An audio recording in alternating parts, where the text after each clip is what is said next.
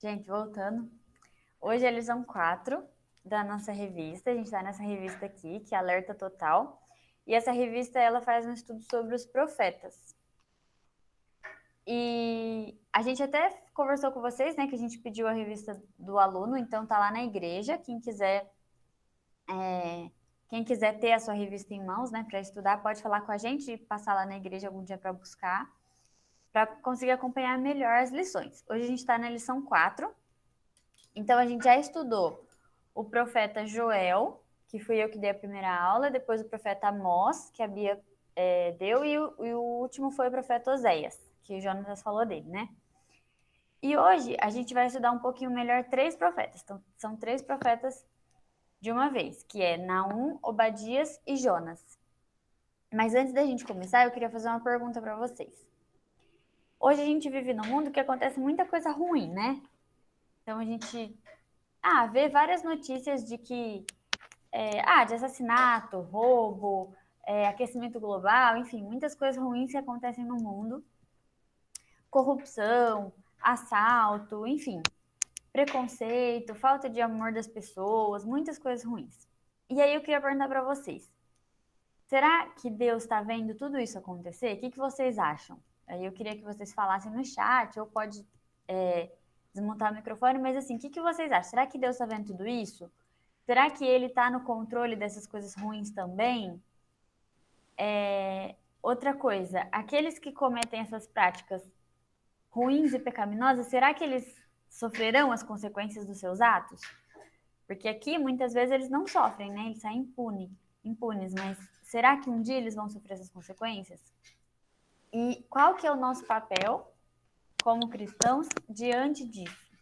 Então, são várias perguntinhas aí, não precisa responder uma por uma, mas pensar de um modo geral e o que vocês acham sobre isso? Eu acho que ele tá vendo, como as pessoas falaram aqui no chat, mas ele também tem controle de tudo. Eu acredito que muita coisa que acontece aqui no mundo é consequência do pecado e não porque Deus quer, vamos supor. Muitas coisas as pessoas acabam culpando Deus e eu não acho isso. E também acho que essas pessoas, se não agora nesse mundo, elas vão colher o que elas plantarem. Então, né? O salário do pecado é a morte. E é isso que eu penso sobre isso que você falou. Sim. A Luísa falou, Deus está vendo e tem o controle de tudo. E a Rafa falou que acha que ele está vendo sim e que eles vão sofrer as consequências. Sim. Eu acho que de uma forma geral a gente pensa assim, né? E os 3 profetas que a gente vai estudar hoje, a gente vai ver que eles viviam num tempo, que é Obadias, Jonas e Naum, eles viveram num tempo onde reinava a desobediência e reinava, assim, as pessoas que não temiam a Deus tomavam conta sabe, do lugar, assim, e eles viviam nesse tempo de desobediência. E eles eram profetas tementes a Deus que viviam nessa época marcada pela desobediência, por essa coisa de viver nesse mundo difícil e pecaminoso. E a gente vai ver um pouquinho como será que eles viveram nesse tempo e o que será que a gente pode aprender com eles para viver hoje, no nosso dia a dia. Ô, Carol, Hum, só um complemento também sobre isso que você falou.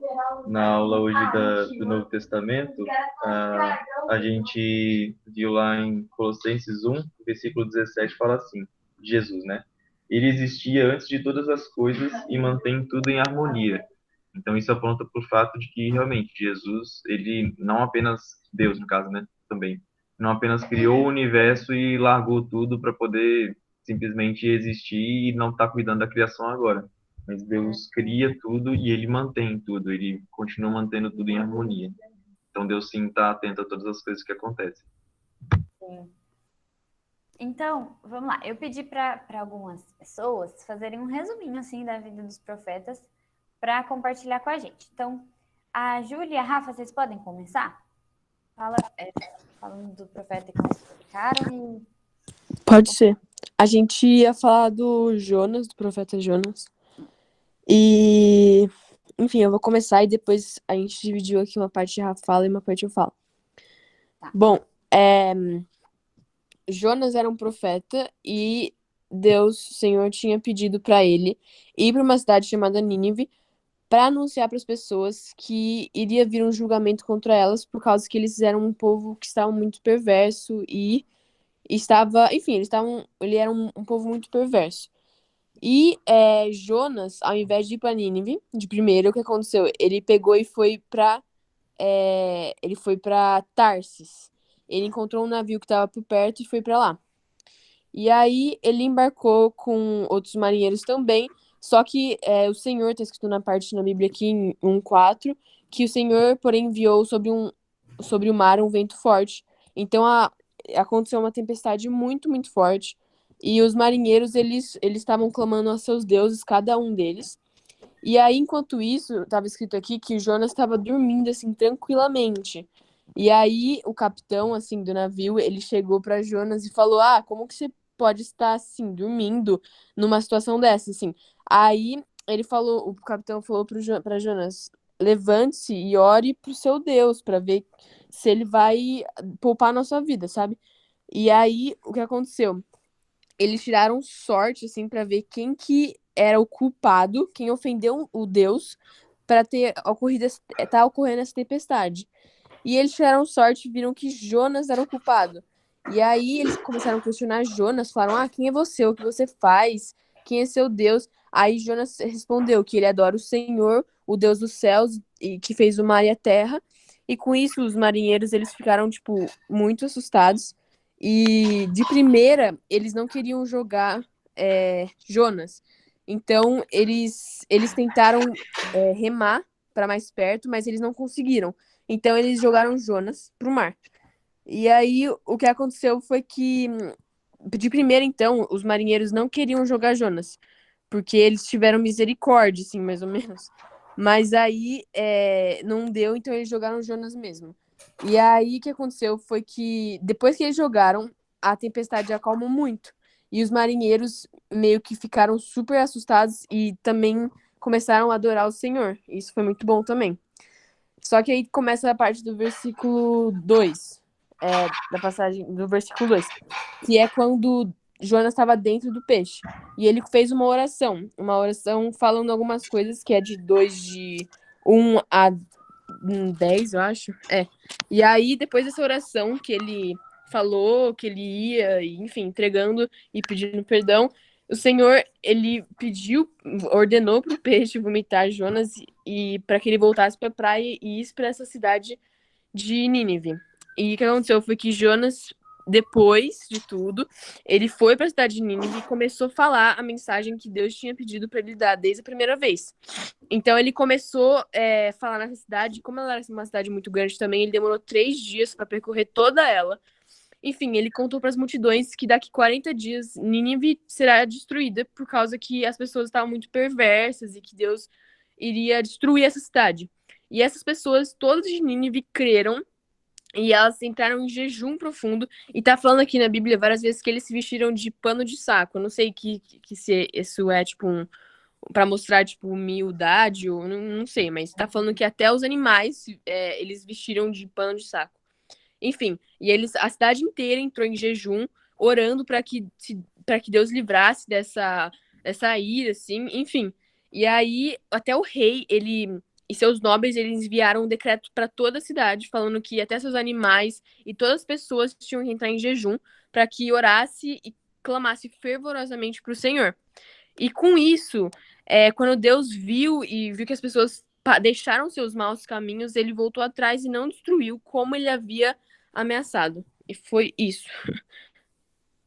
Eu vou continuar agora com o último capítulo, que é o 4, que fala sobre a ira de Jonas por causa da misericórdia do Senhor. Que foi tipo assim, quando Nínive recebeu a mensagem de Jonas que a cidade ia ser destruída, eles ficaram muito muito assustados, como a Júlia já falou. E então o rei e o povo de lá falou para eles não comerem, meio que fazer meio que um tipo de jejum mesmo. Eu consegui interpretar desse jeito. E aí eles falaram, quem sabe Deus voltará atrás, conterá sua ira e não nos destruirá. E aí tá falando aqui que no versículo 10, no último do capítulo 3, que quando Deus viu o que eles fizeram E como deixaram seus maus caminhos, voltou atrás e não os destruiu como havia ameaçado. E aí, no 4 fala sobre Jonas ter se revoltado por isso, por Deus ter tido misericórdia com eles, porque Jonas já não queria ir de primeira, né, na cidade, para falar.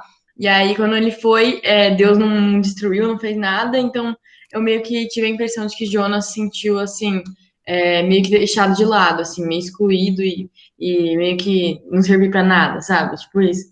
E aí, no 4 fala sobre ele ter é, ele fala com Deus aqui e fala, Senhor, por que você me mandou para Tarsis? Por que você... Ah, não, porque ele fala que por isso que eu fugi para Tarsis, porque o Senhor, eu já sabia que o Senhor ia fazer isso, não sei o quê. E aí, Deus, ele mandou fala aqui que Deus mandou nascer acho que era uma planta, uma uma planta que fez uma sombra sobre Jonas quando ele estava sentado fora da cidade, para ver o que ia acontecer com a cidade. E aí essa planta, como estava muito calor, acho que ele estava no deserto, fez uma sombra nele e ele ficou muito grato por isso, porque como tava muito quente, isso, né, deixou ele mais refrescado. E aí, só que essa planta, ela fala aqui que no dia seguinte, porém, ao amanhecer, Deus mandou uma lagarta e ela comeu o talho da planta que secou. Então a planta ficou um dia só lá e depois ela já morreu. E aí fala aqui que do mesmo jeito que depois Deus fala assim para Jonas, do mesmo jeito que você teve compaixão da planta, eu tive compaixão do povo, porque tentando mostrar para Jonas assim que quando que Jonas que nem tinha feito a planta já teve misericórdia dela, de tipo, falar, Deus, por que o Senhor matou a planta sendo que estava sendo tão útil para mim, que eu estava gostando tanto dela? E aí Deus falou assim: se você teve compaixão da planta que você nem criou, imagina eu. Será que eu não posso ter misericórdia de um povo que eu mesmo criei e que eu mesmo tenho controle sobre tudo? Então, meio que Deus fez Jonas enxergar de uma maneira, ele mesmo, por própria experiência, porque que ele teve misericórdia do povo. Mais ou menos isso. E também que dessa segunda vez, quando Jonas estava. Eu li em outras partes, em diversões, falando que Jonas esperando para ver se essa cidade mesmo ia ser destruída, ele fez. Eu não sei se é verídico, mas algumas Bíblias falaram que ele fez assim meio que um alojamento, uma casa assim para ver se essa cidade realmente ia ser destruída. E essa árvore, essa planta foi em cima assim para cobrir e dar sombra para Jonas. E quando essa lagarta, sei lá, destruiu essa sombra para ele, ele ficou muito mais irado. Ele ficou tipo, mano, Deus, o que você tá fazendo? Aí ele se revoltou mais ainda. Ele falou, Deus, pode me matar, sabe? Eu tô muito irado. E aí foi isso que a Rafa falou, que ele falou, se você teve compaixão por uma planta, imagina eu, você acha que eu não vou ter compaixão dos meus filhos, que eu mesmo criei? E eu achei isso muito lindo também. E uma parte que também me tocou muito, que eu falei meio correndo, desculpa, que foi no primeira parte, que foi quando, tipo, quando o Jonas estava no barco com os marinheiros, todos estavam clamando a seus deuses, cada um tinha um diferente. Porém, quando Jonas foi pro mar, mesmo de toda essa história que deu, eu acho que Jonas quase, né, sofreu muito, com certeza. Mas a gente percebe que Deus atua em vários cantos. Tipo, todos os marinheiros começaram a clamar ao Senhor. Então, eles meio que começaram a crer. E foi uma coisa maravilhosa, porque eles viram que Deus é verdadeiro, porque quando eles jogaram Jonas no mar, a tempestade se acalmou, então deu para perceber, enfim. E eu achei isso lindo também, que teve até a conversão dos marinheiros nessa situação e foi muito bonito. Deu pra ver que Deus, tipo, usou Jonas em várias partes da história, né? Tipo, em vários jeitos diferentes. E também eu enxergo que, assim, né, eu olhei pra essa história e vi que, assim, mas Deus falou com você, ele deu um chamado pra você, querendo ou não, às vezes você tem que seguir e obedecer, sabe? Porque de um jeito ou outro, às vezes a gente quer fugir de algo que a gente sabe que é dele, e às vezes dá tudo errado, a gente fica, nossa Deus, por que será? Será que a gente escutou a primeira ordem que Deus nos não deu, sabe? E eu fiquei pensando pra minha vida isso. Às vezes a gente quer ignorar algo quando dá muito errado. Não estou falando que as coisas que dão errado na minha vida é Deus que mandou, mas a gente pode enxergar em algumas circunstâncias que às vezes a gente tem que seguir e obedecer de primeira vez, porque se Deus está falando, é isso, sabe? Sim. Yeah.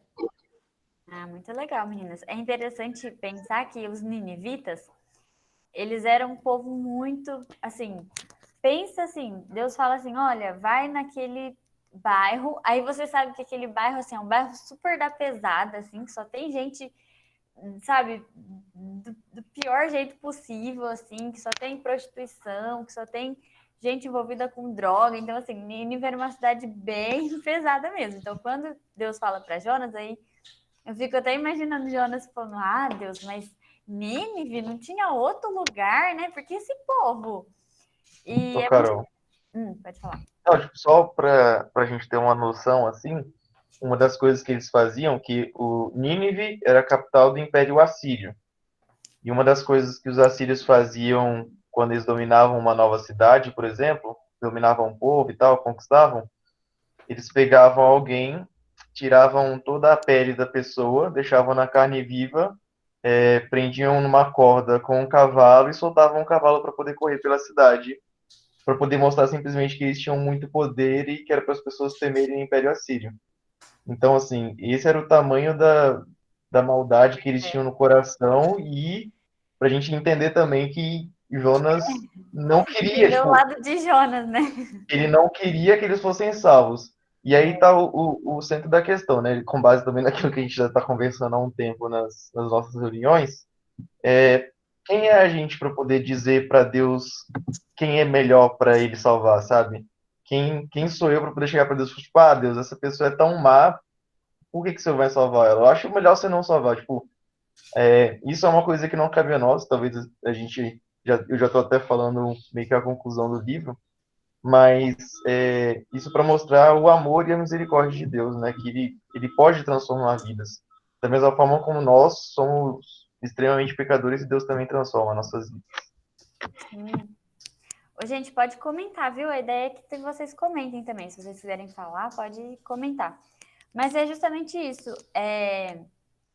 Isso que o Jantas falou é interessante, né? A gente sabia assim, o nível de maldade do que eles faziam, né? Então, talvez Jonas tenha ficado até com medo, né? Eu vou lá. E se esse povo não for com a minha cara, olha o que eles fazem com as pessoas, né? Olha o nível de crueldade desse povo, né? Então, assim, eles não merecem ser salvos, né? Eles não merecem a graça de Jesus. Mas tá aí uma primeira lição, né? Que o Jantas falou, que nós não merecemos a graça de Jesus. Nenhum de nós merece. Né? A graça Eu. pode Desculpa que falar. eu te interrompi.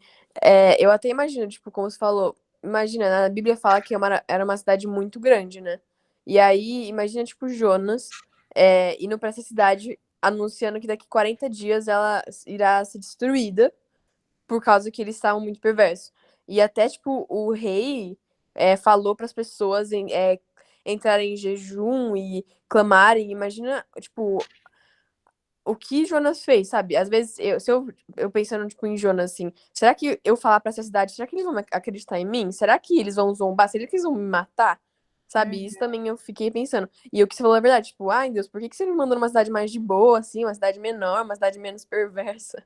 Mas, imagina, tipo, depois disso, praticamente a cidade toda voltou aos caminhos do Senhor. E isso foi maravilhoso, né? Porque, enfim. E também tem aquela parte que eu ia perguntar, que não foi porque o povo clamou que Deus mudou de ideia, ou foi?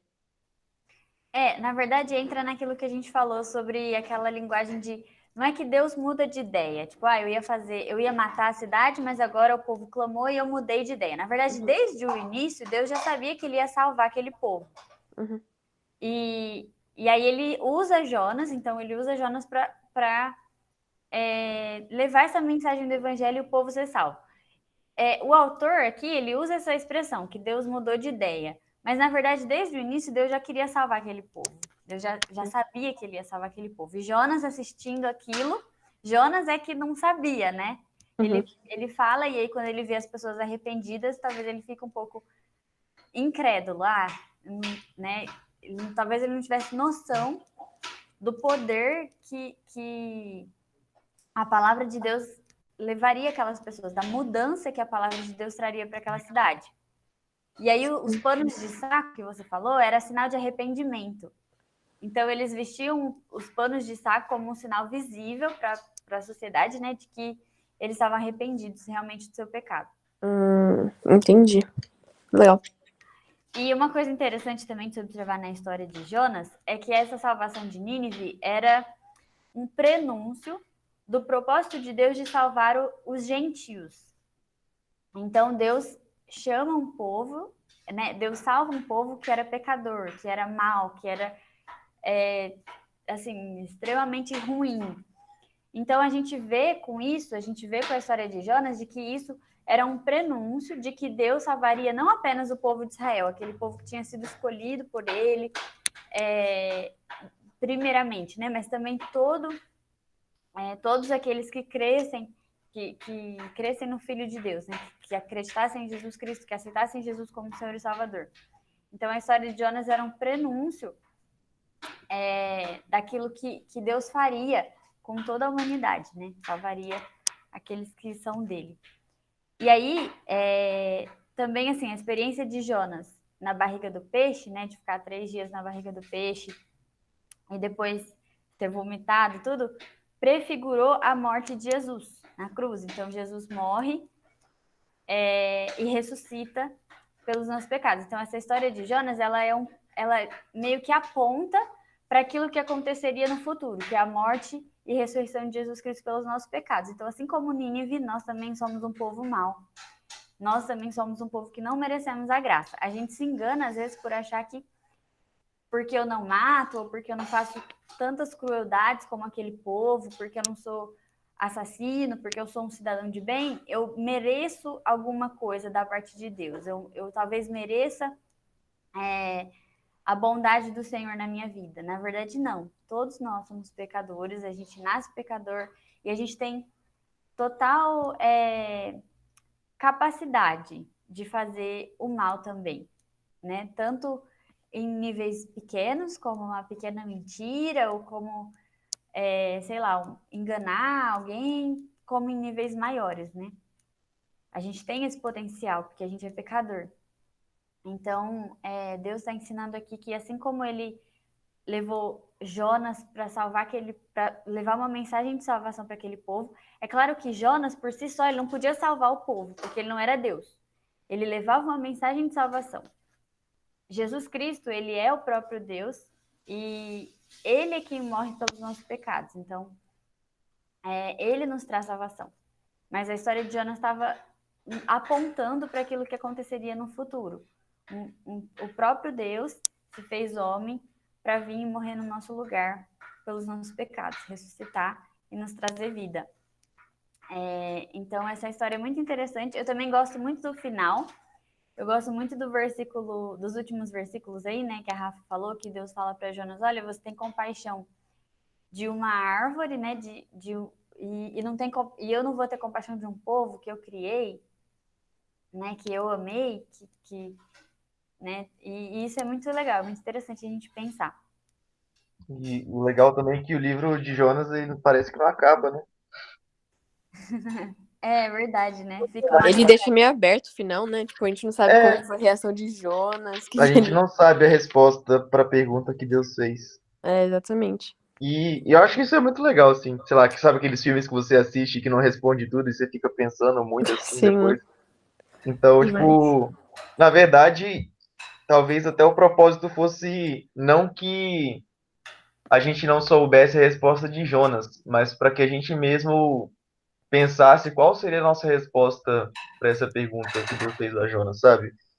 Isso é muito interessante. Tipo, quantas vezes a gente não cai nesse mesmo erro, sabe? Não necessariamente de ir para uma cidade e pregar o evangelho e todas as pessoas da cidade se converterem. Acho que vai ser. Serão poucas as pessoas que vão passar por isso.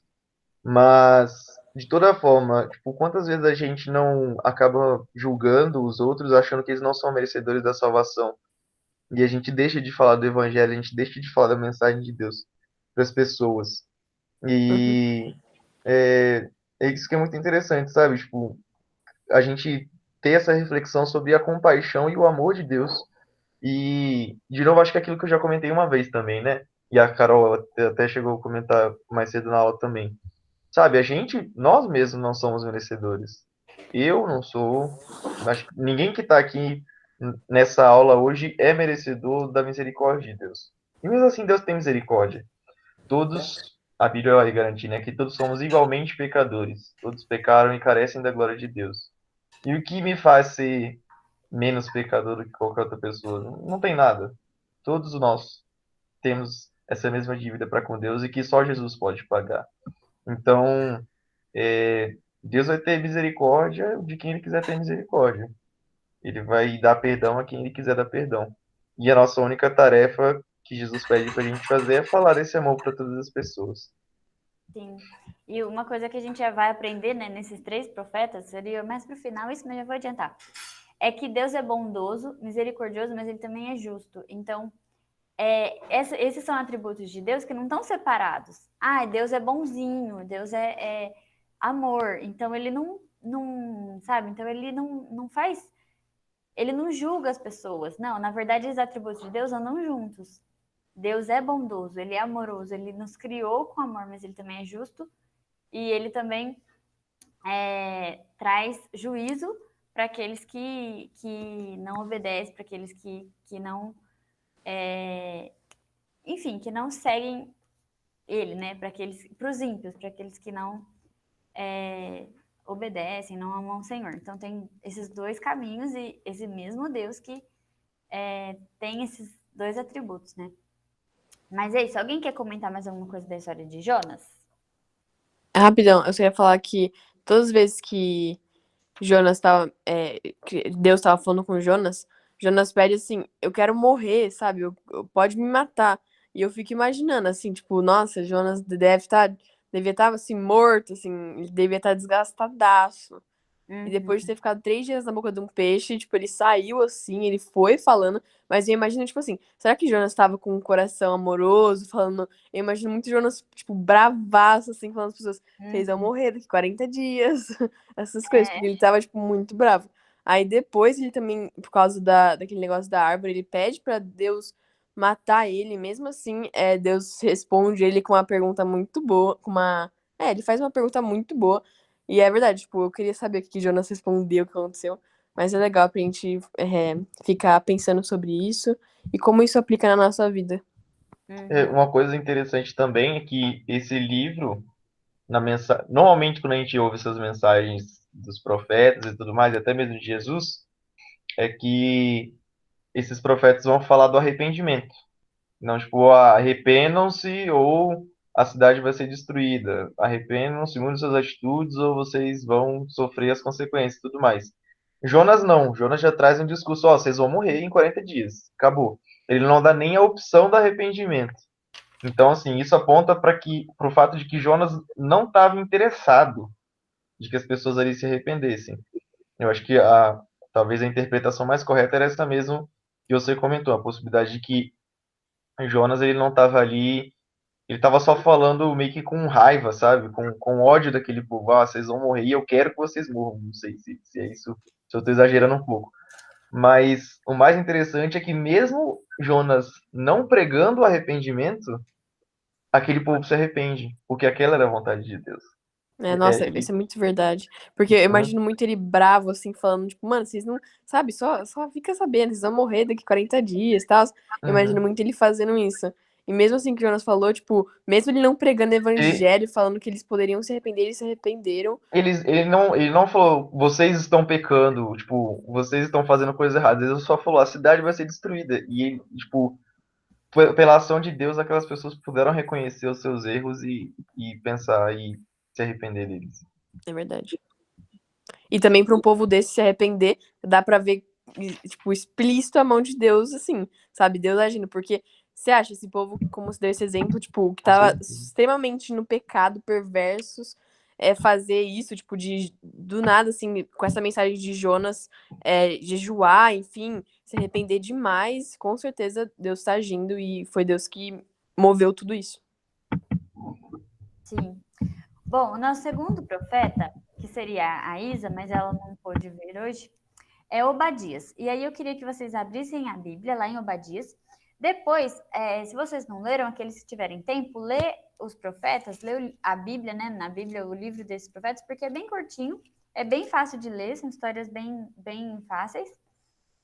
E e aí dá para ler rapidinho. Mas então vamos abrir lá em Obadias. Ô, Carol, fica perto de onde? O Obadias. Eu não tô Um achando. livro antes. É um livro antes de Jonas. Ah, tá. É uma pagininha, na verdade. Então eu vou ler aqui o versículo 1 até o 3. Visão de Obadias. Assim diz o Senhor Deus a respeito de Edom. Temos ouvido as novas do Senhor, e às nações foi enviado um mensageiro que disse: Levantai-vos e levantemo-nos contra Edom para a guerra. Eis que te fiz pequeno entre as nações. Tu és muito desprezado. A soberba do teu coração te enganou. Ó tu que habitas nas fendas das rochas, na tua alta morada, e dizes no teu coração: Quem me deitará por terra? Agora lá no 15. Porque o dia do Senhor está prestes a vir sobre as nações. Como tu fizeste, assim se fará contigo. O teu mal feito tornará sobre a tua cabeça. Então, peraí, deixa eu achar aqui um negócio.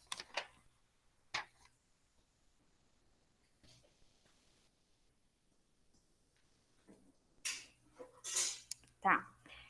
Então aqui, o profeta Obadias, ele fala contra Naum.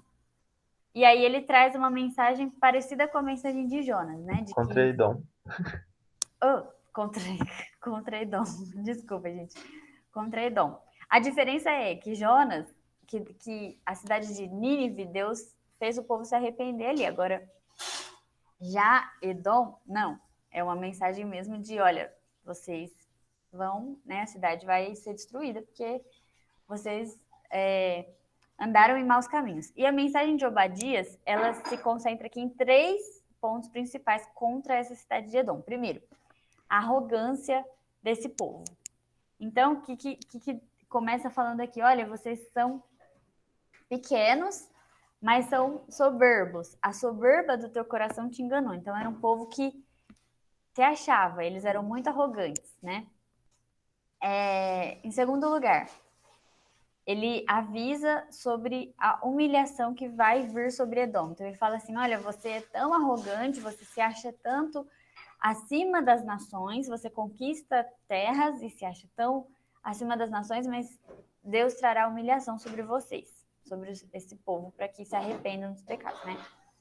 E em terceiro lugar, a violência de Edom contra o povo de Judá. Então, o povo de Judá, que era o povo escolhido de Deus, né? Viviam sofrendo as consequências dessa arrogância, né? Do povo de Edom. Gente, toda hora tem que olhar para não falar errado. Desse povo de Edom aqui. E aí são esses 3 pontos principais que Obadias anuncia para o povo de Edom, né? E aí eu queria ler para vocês um tópico que está aqui na revista, que fala assim, ó. Peraí.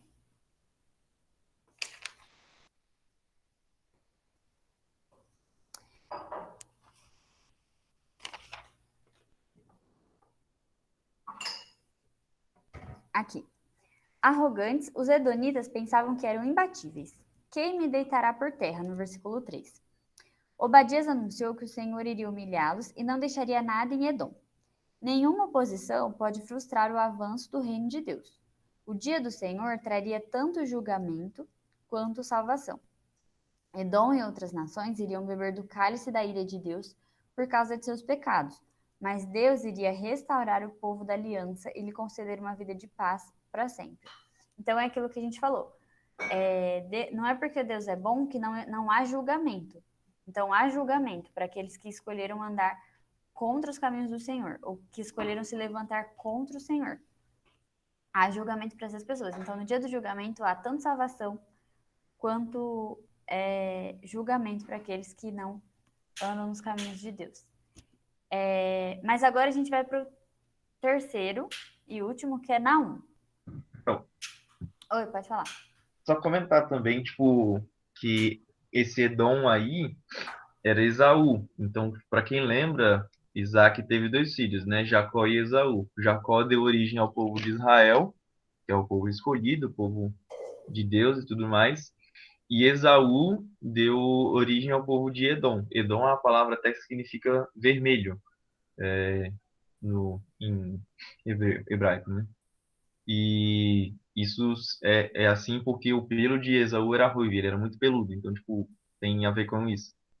E aí, o que acontece é que sempre houve uma inimizade entre esses dois povos, então, por causa da maldade do coração do povo de Edom, Deus estava trazendo julgamento agora e Obadias foi o profeta que falou desse julgamento. Então, só para contextualizar também essa parte. Uhum.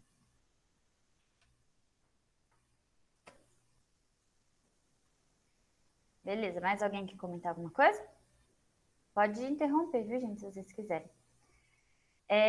Então, agora a Paulinha vai falar um pouquinho sobre Naum, que é o último profeta. Eu fiz um resumo bem resumido com o que eu li. E primeiro fala que Naum ele recebeu essa mensagem por meio de uma visão. E aí no primeiro capítulo ele fala que Deus se ira contra Nínive, porque eles estavam pecando muito. E aí ele fala que Deus ele se vinga de todos que se opõem a ele, que vão contra ele. Então Deus fica irado com Nínive. Aí no segundo capítulo, ele avisa que Nínive vai ser destruído. E aí Deus fala que é o inimigo deles. Então, depois Deus destrói Nínive. E no terceiro capítulo, Deus julga Nínive, os moradores, por serem muito mentirosos, cometerem muitos homicídios, e ele julga os moradores de Nínive. Sim, é isso aí. Então, a gente viu que Jonas vai falar em Nínive, né? Isso aqui, eu tava procurando aqui quanto tempo se passou, mas eu não achei. Mas depois eu vou procurar e eu trago para São você. 100 anos. Ô, Jonas, olha que bênção. Quanto tempo? Cerca de 100 anos depois que Jonas vai para Nínive, tem a profecia de Naum. Pois é, então, 100 anos depois, então, imagina assim, aquele povo que se converteu com Jonas já tinha morrido, então já eram assim seus descendentes. E aí o que acontece? O povo volta de novo à sua prática de maldade. Então, isso também me faz pensar muito assim que a importância e como a nossa salvação é individual, né? Porque aquele povo que ouviu Jonas falar, eles se arrependeram e realmente mudaram as atitudes. E aí, ao longo dos anos, isso foi se perdendo novamente. Então, o povo novamente foi voltando às práticas pecaminosas que eles faziam antes, né? Parece até os hebreus no deserto, que esquece rapidão. Pois é, então, Deus está ali fazendo tantas coisas, Deus tá agindo no meio deles e eles estão sempre ali reclamando e voltando para o pecado, né? E isso lembra também muito a nossa vida, porque a gente é assim também, né? Quantas vezes a gente se arrepende e ora ao Senhor e fala, não, agora eu vou mudar, eu quero ser diferente. E aí quando a gente vê, a gente tá de novo se distanciando de Deus, longe de Deus, se deixando levar por doutrinas estranhas, ou então ouvindo pessoas que não temem ao Senhor, dando mais crédito para as pessoas que assim, do mundo, digamos assim, que não amam a Deus, do que para a própria palavra de Deus, para a própria Bíblia, para aquilo que o Senhor quer nos falar, né? Então, nós somos esse povo, né? Nós somos esses ninivitas aí, que se a gente não a gente precisa ter muito cuidado, a gente precisa ter uma devocional, ter uma prática espiritual que nos aproxima de Deus, que nos mantém perto do Senhor, né? Para que a gente não venha se esquecer do que o Senhor tem feito na nossa vida e de que é por causa dele, por meio dele que a gente vive e que a gente faz todas as coisas. Então, a mensagem de Naum é bem simples, né? De que os ninivitas seriam julgados por isso, por essas práticas pecaminosas. Mas então, a gente viu esses três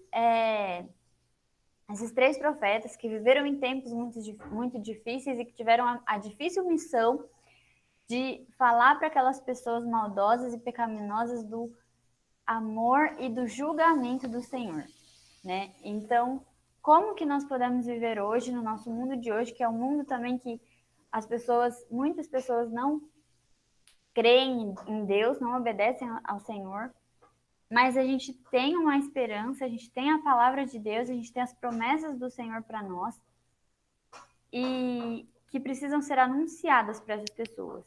Nós somos aqueles que vamos testemunhar, que vamos dar testemunho. A gente precisa contar o que Deus fez na nossa vida e o que Ele pode fazer na vida das pessoas. Porque assim como Jonas, a gente pode se surpreender, né? Uma pessoa que a gente não esperava, mas que ela se arrepende e entende os caminhos de Deus. Assim como também a gente pode ser uma mensagem de julgamento. Olha, essa é a mensagem do Evangelho. Aquele que não crê não vai fazer parte desse... Não vai experimentar essas bênçãos do Senhor, mas vai sofrer um julgamento. Essa é a mensagem tanto de salvação como de julgamento para aqueles que não creem, né? Mas aí tem outra parte na revista aqui que eu queria ler, que fala assim: Edom rejeitou o Senhor e zombou do povo da aliança. Nínive se arrependeu, mas voltou ao seu pecado. Judá se afastou do Senhor, mas seria trazido de volta pela disciplina do cativeiro. Todos são alvo da justiça do poder de Deus, que é soberano sobre todos os que guardam e os que rejeitam a sua aliança. Então, essa é a mensagem principal. Deus é soberano. A gente comecei fazendo aquelas perguntas, né? Se Deus realmente está no controle de todas as coisas. Mas é isso que a Bíblia nos ensina, que Deus é soberano e Ele está no controle sobre todas as coisas. Tanto sobre as coisas que a gente conhece, que a gente considera boas,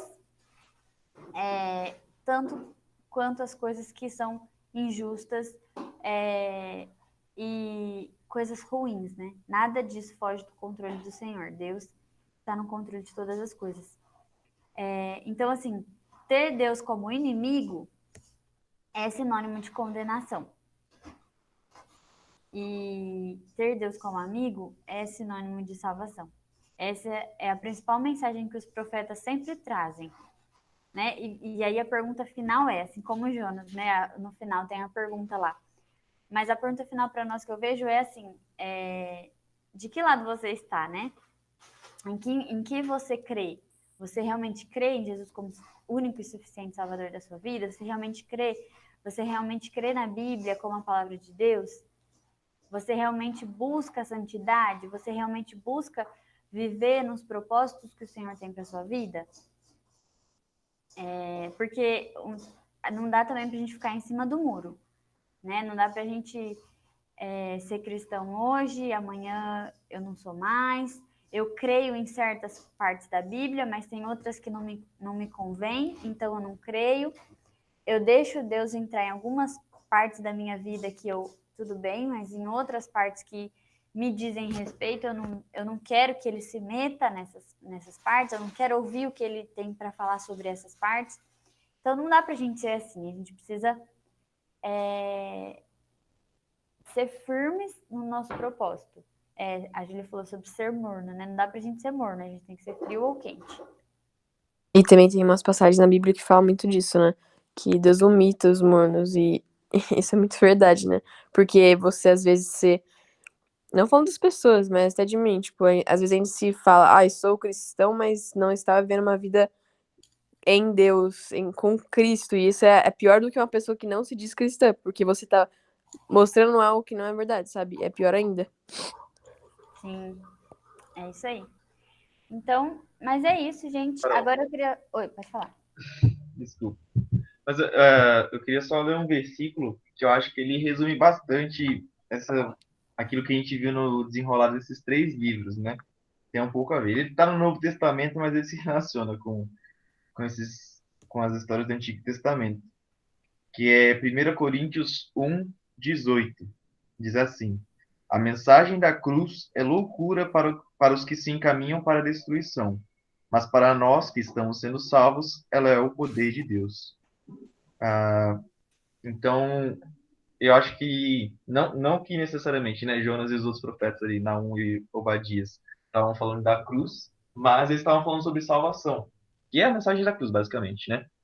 Então, quando eles falam essa mensagem, e da mesma forma, quando a gente fala dessa mensagem, só existem duas possibilidades, né? Tipo, a salvação ou condenação.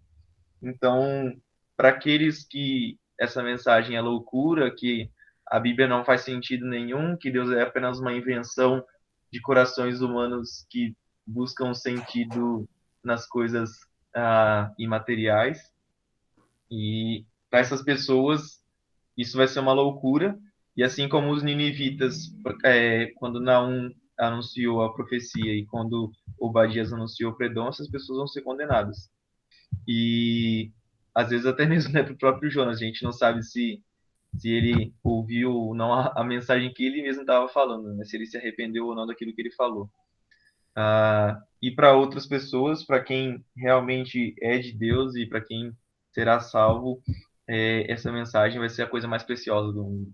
E essas pessoas vão ouvir, mesmo que seja algo tipo, vocês vão ser destruídos. E essas pessoas pararam para pensar e falaram, não, eu vou ser destruído, o que vai ser da minha vida?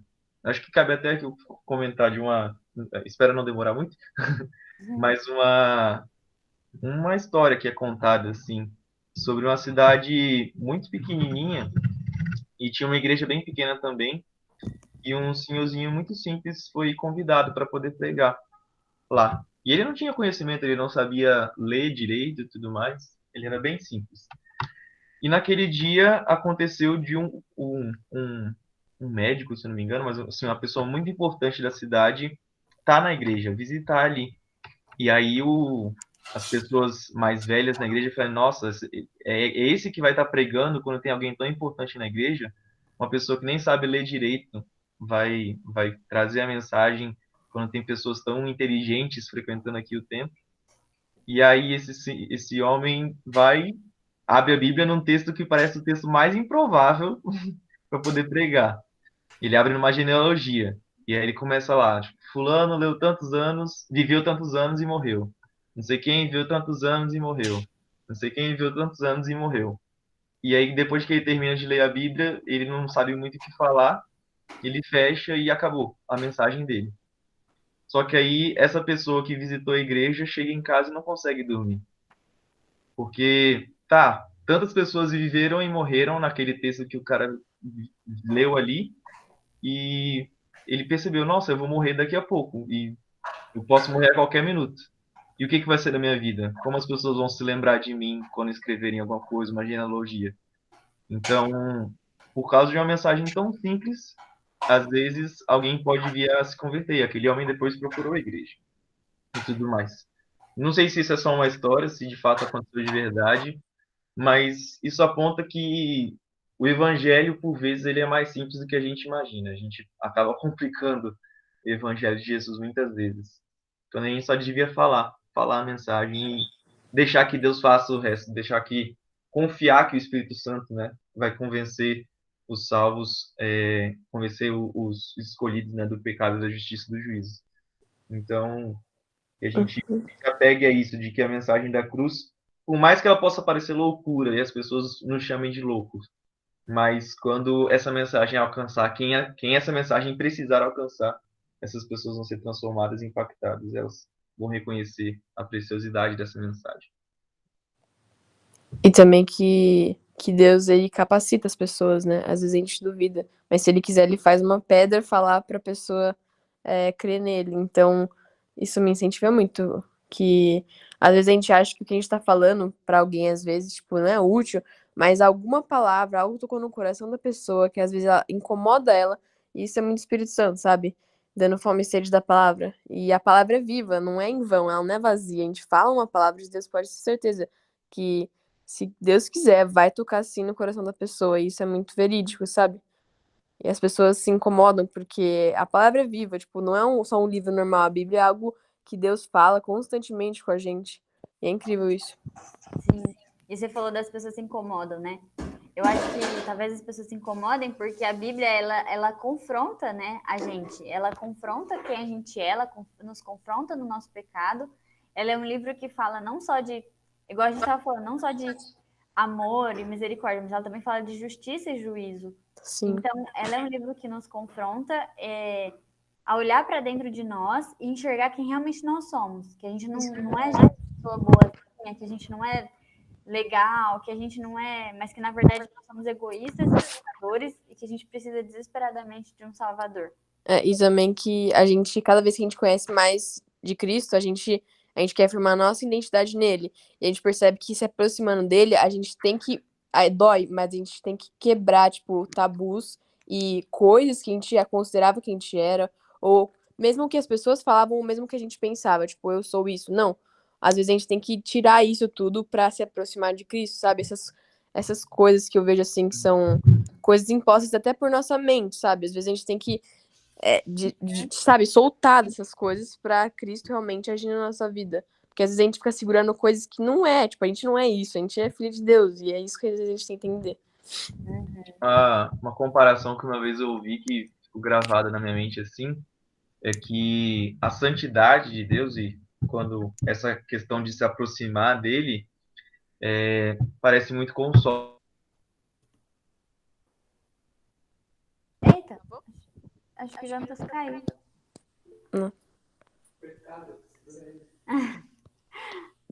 O que falou? Coitado, segura ele. Carol, ontem eu fiz um negócio, mas eu esqueci, mil perdões, de mandar o link. Eu esqueci total. Eu vi o jogo ontem, aí eu fiquei muito estressada. Aí quando começou, eu esqueci de mandar, mas desculpa, gente. Próxima sábado eu mando. Desculpa, gente, eu caí. A gente viu. Posso tentar de novo? Pode continuar. Tá. Uma coisa que essa questão da santidade, de se aproximar de Deus, é que isso tudo se parece muito com o sol. Que quanto mais perto a gente chega do sol, mais a gente se queima. Se você for pensar, né? Tipo, se você pegar uma espaçonave e alguma coisa assim e colocar em direção ao sol, quanto mais perto você chegar, mais quente vai ser, mais aquilo vai te queimar. Mas ao mesmo tempo, maior aquilo fica, mais belo aquilo fica, mais tipo magnífico, grandioso, tudo aquela experiência vai ser. Não que a gente um dia precise ir para o sol, vá para o sol de fato, mas sei lá, tipo, botar a nossa mente nesse sentido, sabe? Em como o sol é algo que traz luz e ao mesmo tempo, né, como a santidade de Deus é algo que é puro, é algo que ilumina, que tira as trevas que estão dentro de nós. E a nossa missão é buscar se aproximar desse Deus, buscar se aproximar desse sol, para que ele lance a luz dele, que é a luz da justiça, né? Se ele é o sol da justiça, para que ele lance essa luz dentro de nós, para tirar todas as trevas. E por mais que ao chegar perto desse sol a gente vá sentindo dores, vai sentindo incômodos, isso vá queimando a gente muitas vezes, e igual estava queimando o Jonas ali no deserto, a gente precisa se aproximar de Deus, é algo que é necessário e que é importante. E é só experimentando de fato isso que a gente vai saber reconhecer o valor que isso tem. Sim, verdade. Eu ia perguntar uma coisinha, rapidão, desculpa. Qual que é aquele versículo que fala, antes eu ouvia do seu nome, mas hoje eu vejo com meus olhos? É Jó. Jó 42:5. Obrigada. 2,5, olha, o Jonatas tá afiado. Enciclopédia ambulante, É que eu gosto muito desse texto. Eu acho lindo também. Mas então é isso, gente. A Júlia estava falando do... Eu não sei se todos sabem, né? Eu não sei se todo mundo estava no dia que ela contou, mas vamos orar? E aí quem quiser sair, já pode sair. E aí, se você puder, Júlia, explicar de novo e falar, porque eu acho que tem gente que não sabe, né? Que não estava no dia que você falou, do grupo. Acho que até o Jonas não estava. E se você tiver tempo também, né? Ah, não, fechou. Mas é só pra convidar as pessoas, né? Uhum. É que eu e a Rafa... Mas, Júlia, espera, depois de oração. Tá, perdão. Então, vamos lá, eu vou orar e aí a Júlia já fala. Deus, muito obrigada, Senhor, por esse tempo que nós tivemos aqui, um tempo para estudar tua palavra, um tempo para aprender um pouco mais do Senhor. Pai, obrigado porque o Senhor nos ensina que o Senhor nos ama e que o Senhor é misericordioso para com as nossas vidas, mas também que o Senhor é justo, Pai, e que o Senhor vai julgar aqueles que te amam e também aqueles que desprezam a tua palavra, Senhor. Pai, que o Senhor nos ajude a realmente crer no Senhor e a ter uma vida de santidade. Pai, que o Senhor nos ajude a andar nos teus caminhos. Nós sabemos que nós somos falhos, nós sabemos que nós somos pecadores e por isso nós precisamos do Senhor, Pai. Então, nos ajude na nossa vida no dia a dia, nos ajude a ler mais a tua palavra, nos ajude a conversar mais com o Senhor em oração e que o Senhor esteja nos iluminando, Pai. Que cada passo que a gente tomar seja um passo guiado pelo Senhor nas nossas vidas, Pai. Em nome de Jesus, nós te louvamos e te agradecemos. Amém. Pronto. Amém. Desculpa, eu não tinha ouvido você falar. Então, gente, eu e a Rafa, a gente tá fazendo meio que uma célula de sábado. Ontem foi a segunda vez. Eu falei que ia mandar